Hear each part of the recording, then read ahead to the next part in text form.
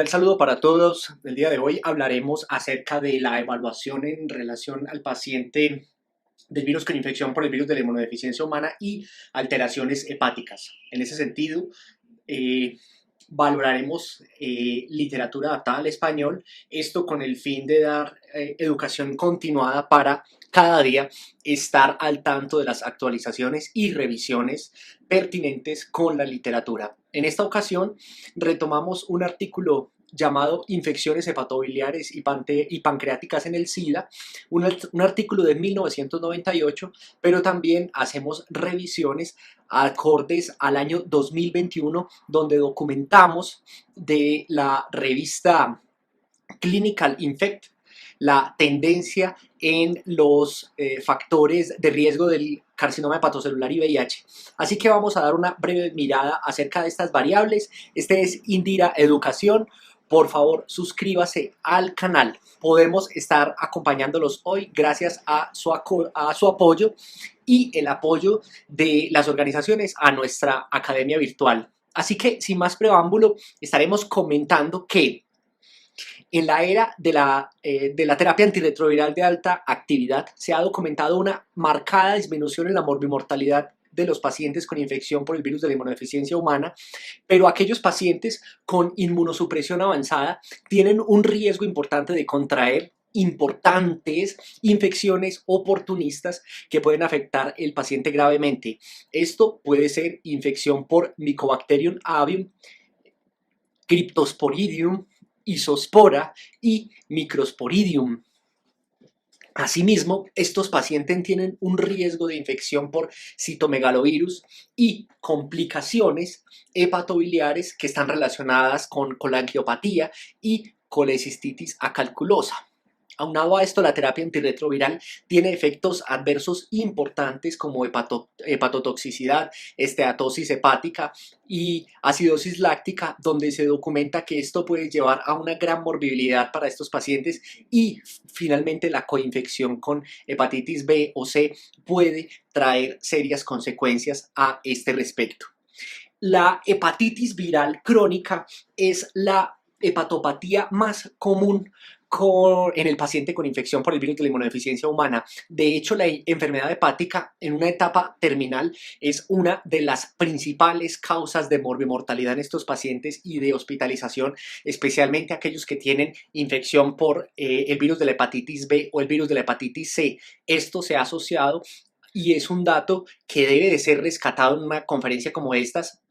Cerca del 30% de los pacientes con infección por el virus de la inmunodeficiencia humana están coinfectados y estos pacientes tienen una alta mortalidad, es decir, infección por hepatitis C y hepatitis B tiene un riesgo de mortalidad significativamente mayor que aquellos pacientes que no están coinfectados.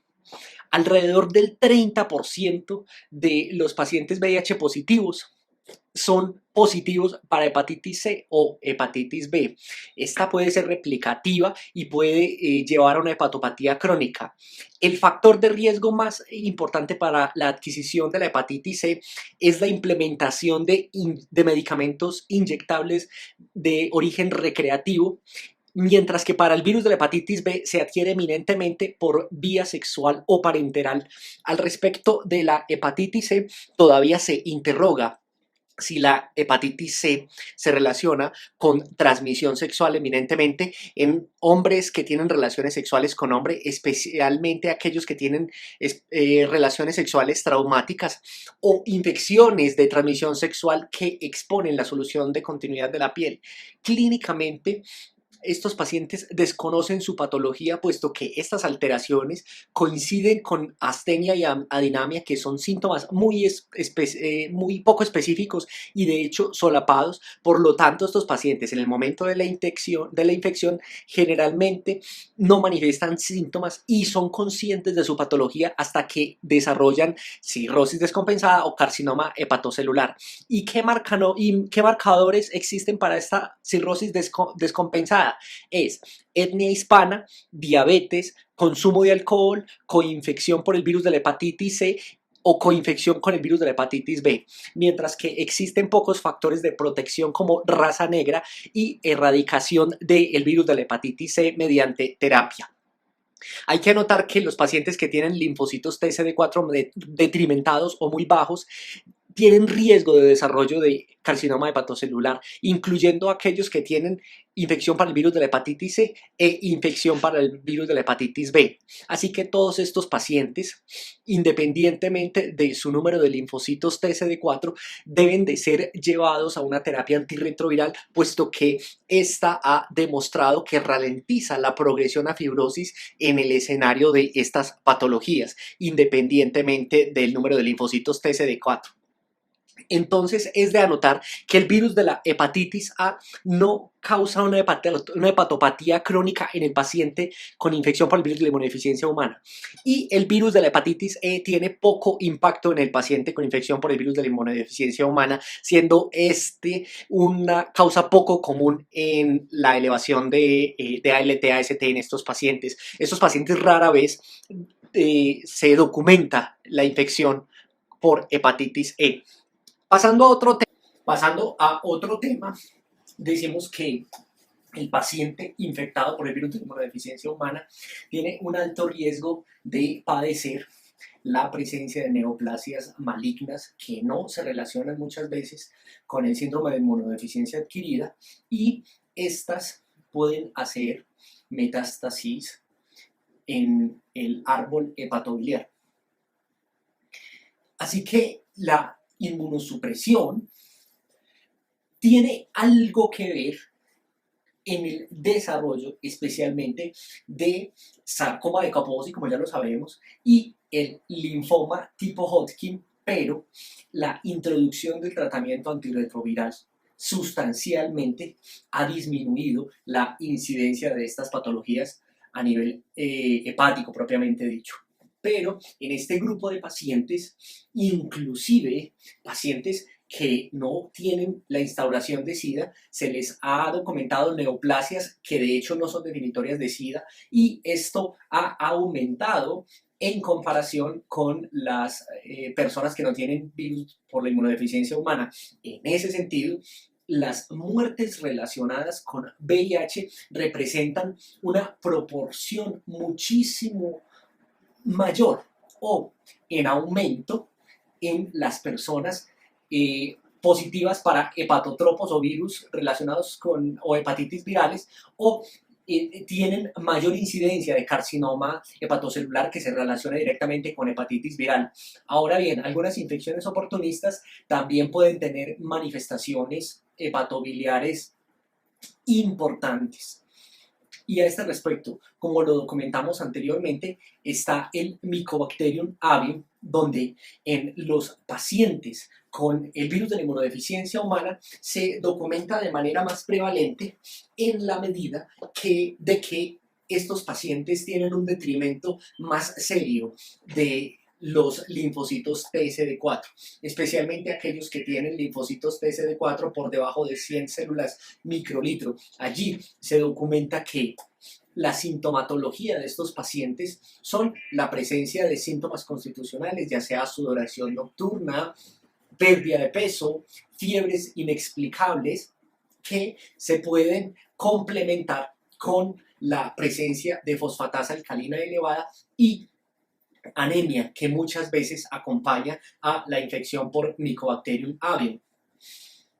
Para hacer el diagnóstico etiológico de la infección por Mycobacterium avium es necesario documentar que esto es complicado, puesto que se requiere el aislamiento del organismo en cultivo, que generalmente se realiza a partir de biopsia de ganglios linfáticos o cultivo sanguíneo. Al respecto de las infecciones por Mycobacterium avium es lo que tenemos para decir. Otras infecciones también pueden atacar el hígado, como son la bartonella, que es el agente etiológico muchas veces en las hepatopatías de los pacientes con inmunosupresión severa y antecedente de convivencia con garrapatas. También tuberculosis propiamente dicha, la cándida, En los sitios endémicos, la leishmaniasis visceral puede comprometer severamente el paciente con infección por el virus de la inmunodeficiencia humana. Y finalmente, hablamos de la infección por histoplasma, puesto que es una infección que viene en aumento en el paciente VIH positivo, especialmente aquellos que tienen inmunosupresión avanzada. Recordemos que el concepto de inmunosupresión avanzada para la literatura internacional es el detrimento de linfocitos TCD4 por debajo de 50 células microlitro. Al respecto de la patología hepática en el paciente con histoplasmosis, hay varias situaciones: inmunosupresión avanzada con aumento de aminotransferasas y un aumento muy importante de la lactato deshidrogenasa sérica, que se ha asociado a síntomas generales que pueden ser síntomas constitucionales, como ya lo dijimos, que son pérdida de peso, fiebres inexplicables, sudoración nocturna y síntomas como náuseas, tos, vómitos, y especialmente alrededor del hígado se puede documentar hepatoesplenomegalia en estos pacientes asociados a esas lesiones cutáneas y mucosas características. ¿Cómo se llega al diagnóstico de la histoplasmosis en estos pacientes? Se necesita un cultivo o serología con pruebas de antígenos o microscopía directa. Para esto vamos a revisar el apartado de histoplasma capsulatum, puesto que ahora en la nueva guía propuesta para el virus de la inmunodeficiencia humana se le da gran valor a la histoplasmosis, inclusive se habla de profilaxis en casi todos los pacientes con serio detrimento de linfocitos TCD4. Entonces, al respecto de la histoplasmosis, remitámonos a este capítulo en nuestro curso de VIH. Pero cuando tenemos a ese paciente de primera vez con inmunosupresión avanzada, con aumento de HDL, aminotransferasas elevadas, hepatoesplenomegalia, pensaremos entre todas las infecciones que estamos hablando, también este paciente puede tener histoplasmosis. Otro de los grandes capítulos alrededor del hígado es la lesión hepática que se induce por medicamentos. A este respecto, tenemos un capítulo aparte de medicamentos que diremos que la lesión hepática inducida por medicamentos en el paciente con VIH es muy frecuente,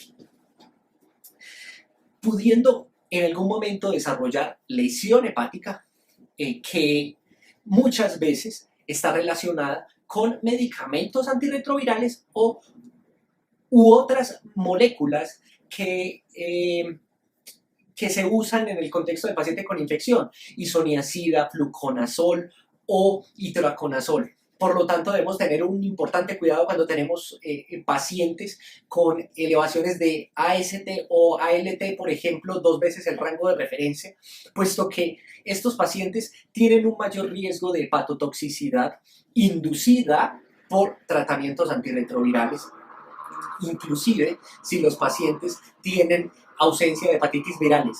Pero si tienen presencia de estas infecciones, hay más riesgo de relacionarse esto con lesión hepática inducida por fármacos. Hay que mencionar que algunos medicamentos pueden relacionarse con hiperbilirrubinemia indirecta en estos pacientes VIH positivos, como lo son el atazanavir. Esto hay que mencionarlo y tenerlo muy presente a la hora de la valoración del paciente con hiperbilirrubinemia indirecta en el VIH. La elevación de la bilirrubina indirecta en el escenario de la implementación de atazanavir no se asocia directamente con una alteración o daño hepático o la evidencia de otras alteraciones de las enzimas hepáticas, por ejemplo, una hipertransaminemia asociado a alteraciones de la fosfatasa alcalina.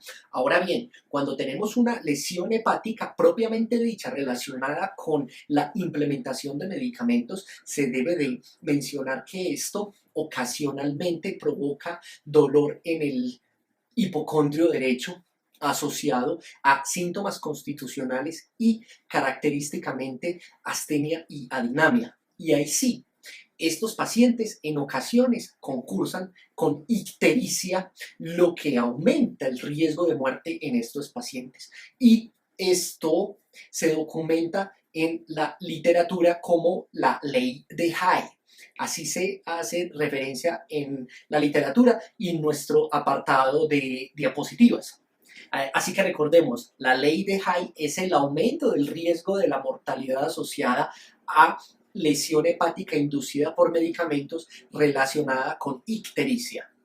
También en el apartado de medicamentos, y como estamos hablando de atazanavir, que es un tema obligado cuando hablamos de VIH y enfermedades del hígado, al parecer la implementación de atazanavir está asociado también con colelitiasis, que puede ser una colelitiasis complicada. Esta colelitiasis se genera hasta 4 años posterior a la implementación de atazanavir, pero esto puede ser hasta 90 meses posterior a la implementación del medicamento. Así que en el paciente que se le implementa atazanavir tiene algún riesgo de colangitis, de pancreatitis aguda o colecistitis relacionada con la implementación de atazanavir, puesto que sí se ha relacionado esto directamente con el medicamento, puesto que cuando se hacen las investigaciones al respecto se encuentran unas concentraciones importantes del medicamento atazanavir detectadas en cuadros biliares que obstruyen de hecho la vía biliar. Subsecuentemente, también mencionaremos que la esteatosis hepática es una entidad importante cuando hablamos del paciente con hepatopatía o infección virus de la inmunodeficiencia humana. A este respecto, comentamos que la esteatosis hepática en el paciente con VIH se da. La esteatosis se da porque estos pacientes tienen un riesgo importante de desarrollar esta alteración cuando esto se compara con los pacientes que no tienen infección por el virus de la inmunodeficiencia humana. Como lo mencionamos desde el principio, la esteatosis hepática se direcciona especialmente con los factores virales que aunan esfuerzos para el desarrollo de la esteatosis hepática en el paciente con VIH, especialmente cuando el paciente tiene infección por el genotipo 3 de la hepatitis C. Pero también existen otros factores que pueden aunar esfuerzos para el desarrollo de la esteatosis hepática, como lo son la exposición crónica a los medicamentos inhibidores de tipo nucleócido de la transcriptasa inversa, tipo didanosina o estabudina. También los factores propios del paciente, como el síndrome metabólico, que está relacionado con hiperlipidemia, resistencia a la insulina, adiposidad, aumento del perímetro abdominal y las altas cargas virales que dan cuenta de infección por el virus de la inmunodeficiencia humana no controlada, que también se han relacionado con esteatosis hepática. Así que la valoración del paciente con alto índice de sospecha de esteatosis hepática es descartar como primera medida la infección por un virus hepatotropo, y si no hay evidencia de infección crónica por estas alteraciones, también consumo de alcohol y transaminasas normales se debe de abordar adecuadamente con el estudio de ecografía en estos pacientes, que nos puede descartar esteatohepatitis y cirrosis. Vamos a remitirnos al capítulo de esteatosis hepática al respecto de los trastornos del hígado y las vías biliares.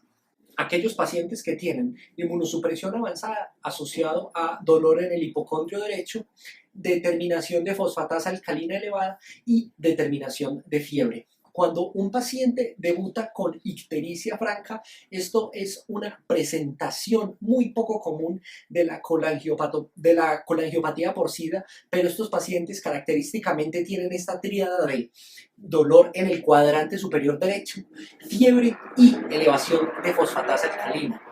Otras variables que se pueden encontrar son la diarrea, que pueden ser coincidentes con las alteraciones propias de estos microorganismos que hablamos de Giardia, Isospora cathayanensis, Microsporidium, y finalmente se confirma esta alteración con el engrosamiento de la pared del conducto biliar, cuya certeza se da por ecografía o la tomografía computada. Y con este primer abrebocas pasamos a comentar ampliamente cómo se observan o cómo se valoran las pruebas de función hepática en el paciente con infección por el virus de la inmunodeficiencia humana a la luz de lo documentado en esta primera parte.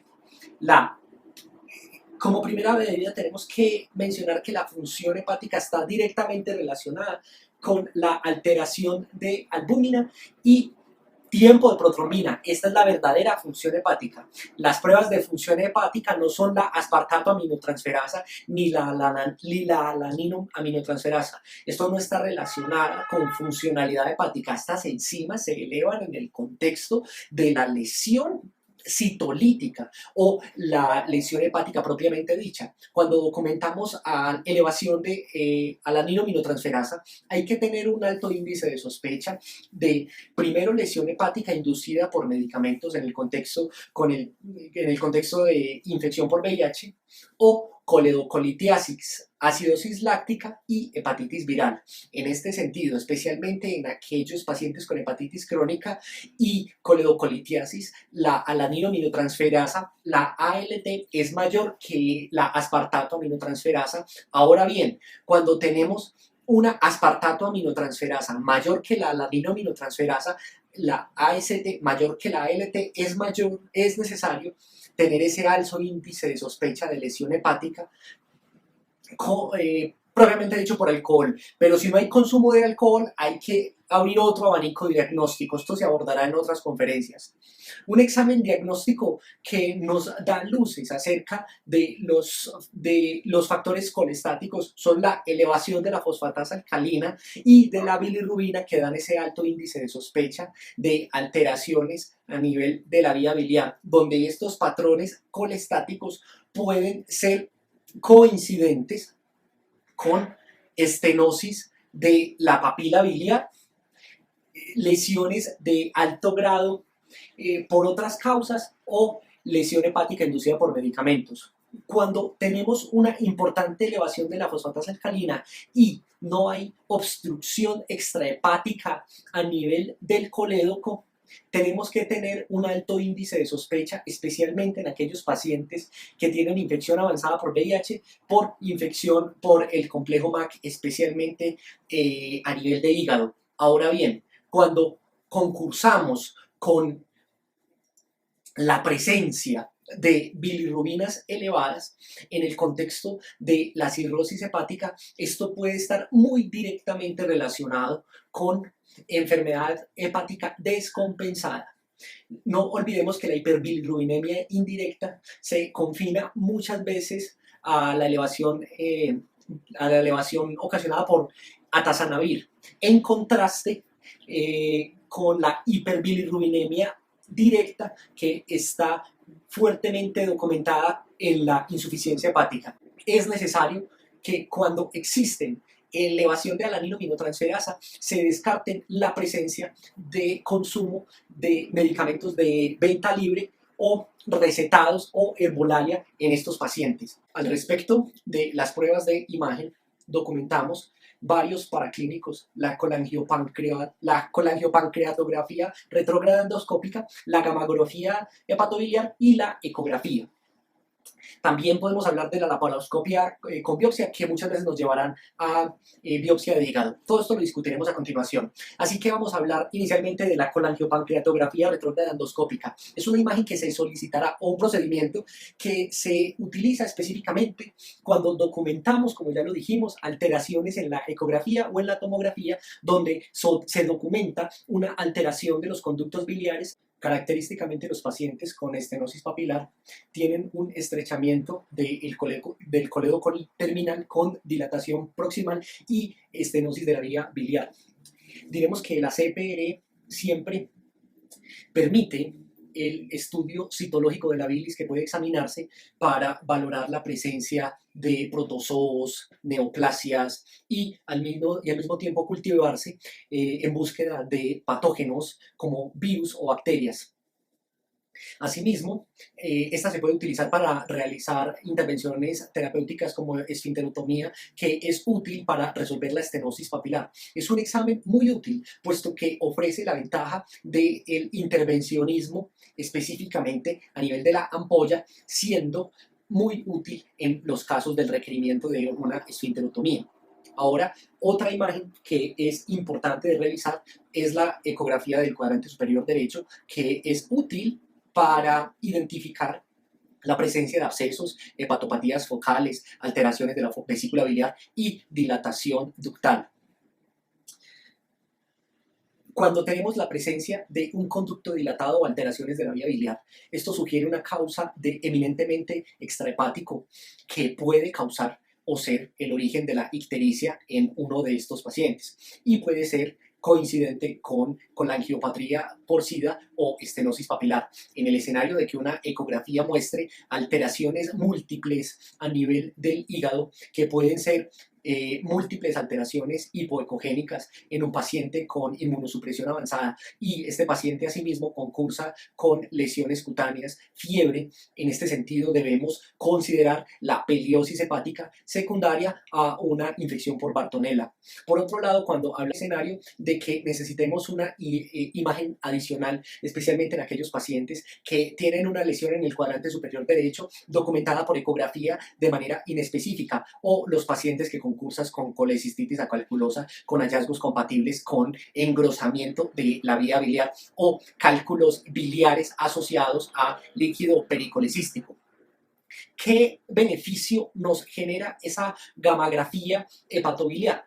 Pues la documentación de la funcionalidad de la vesícula biliar.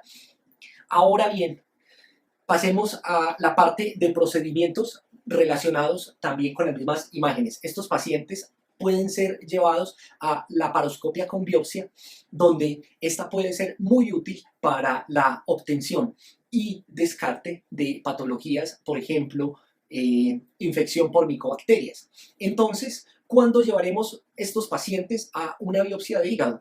Esto se considera en aquellos pacientes que tienen un proceso infiltrante asociado a una neoplasia que puede estar o no relacionada con hepatitis viral crónica y en el escenario de toxicidad mitocondrial.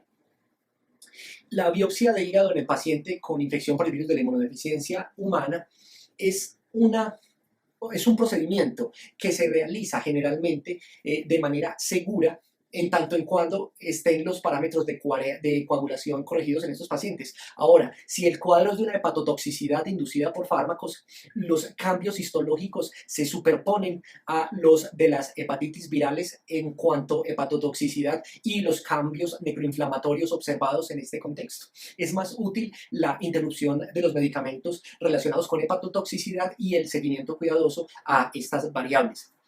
Estas biopsias van a ser llevadas a un cultivo y tinciones especiales que aumentan el rendimiento en relación al índice de sospecha. Y estos cultivos deben de incluir pruebas de PCR para detectar esos patógenos, por ejemplo, Bartonella. En el escenario de que estos pacientes tengan un alto índice de sospecha de toxicidad mitocondrial, se llevará a microscopía electrónica para descartar las inclusiones paracristalinas y crecimiento mitocondrial edematizado en estos pacientes. Recordemos que la toxicidad mitocondrial es una patología que está fuertemente relacionado con síntomas constitucionales: pérdida de peso, fiebre inexplicable, astenia, dinamia, distensión abdominal y característicamente hiperlactacidemia. En ese sentido, vamos dándole cierre a este capítulo en relación a la evaluación del paciente con infección por el virus de la inmunodeficiencia humana y alteraciones hepatobiliares, que es un abrebocas a nuestro curso completo en relación al virus de la inmunodeficiencia humana, donde usted encontrará todo lo concerniente a la terapia antirretroviral, qué medicamento utilizar en cada paciente en específico y sobre todo un abordaje integral para el paciente desde el punto de vista de nuestros países latinoamericanos. Y si esto no fuera poco, complementamos nuestro curso con otros cursos que están relacionados con la hepatopatía, en el paciente con infección por el virus de la inmunodeficiencia humana, donde revisamos hepatitis C, hepatitis B, hepatitis A, hepatitis autoinmune, esteatohepatitis no alcohólica y otro apartado de infecciones de transmisión sexual y tuberculosis. Todos estos videos son gracias a sus donaciones y el apoyo a nuestra Academia de Educación Continuada en Salud, Indira. Muchas gracias y hasta la próxima.